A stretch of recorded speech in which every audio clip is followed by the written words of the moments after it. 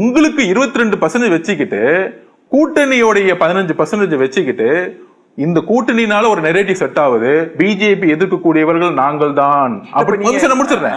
நாங்கள் தான் ஒரு இந்த 10 வருஷமா 3 எலெக்ஷன் 19, 21, 24 ஒரு நெரேட்டிவ் செட் பண்றீங்களா? அதை உடைக்கக்கூடிய ஒரே தலைமை எங்களுடைய தலைவர் விஜய் அவர்கள். முதல்ல எம்ஜிஆர் எப்படி 77 50% திமுக ஓட்டை உடைச்சாரோ ஃபர்ஸ்ட் 50% திமுக ஓட்டு தான் இங்க தமிழக வெற்றி கழகத்துல வந்து ஷிஃப்ட் ஆகுது. நம்பர் 1.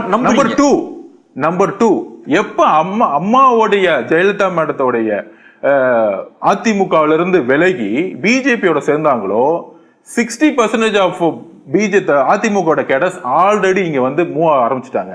அதோட இன்ஃபுளுசஸ்.